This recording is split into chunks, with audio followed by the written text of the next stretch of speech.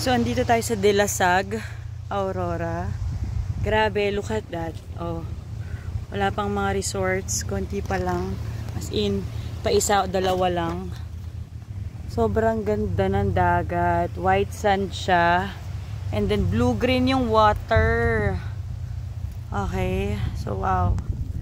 Sabi nga lang nila medyo daw delikado dito. So, tingnan nyo yung... ay, nakita nyo ba? Ng aking asawa.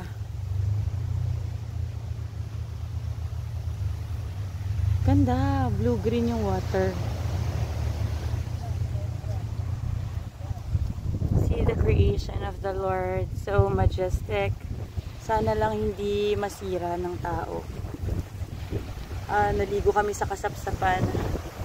And I'm so sad kasi ang dami ng tao doon. Ang ganda-ganda niya nung unang punta namin dati. Maganda pa rin naman ngayon, pero the sad thing is, sobrang daming tao. Yung mga kinakainan nila ng mga junk food, and then mga bote, plastic, nandun na sa seashore.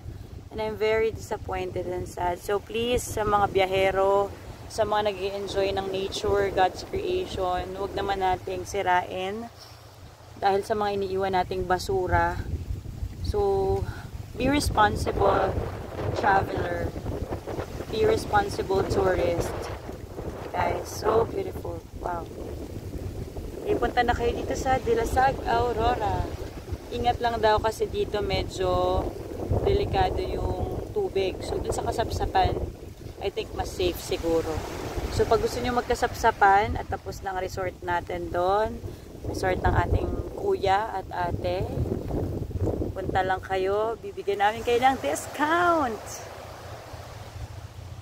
Yan lang. Let's go.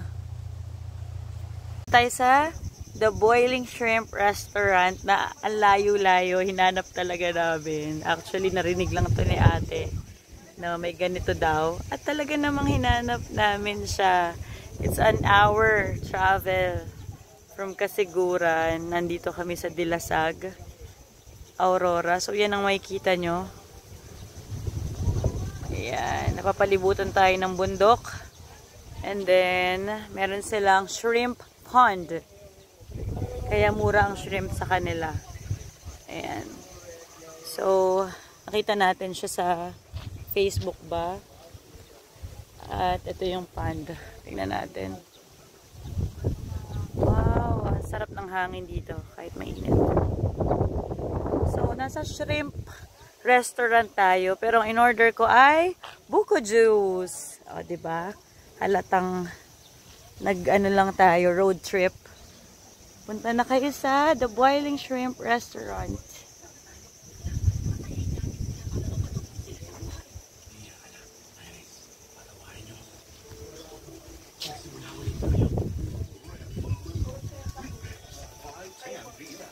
Puro shrimp lang.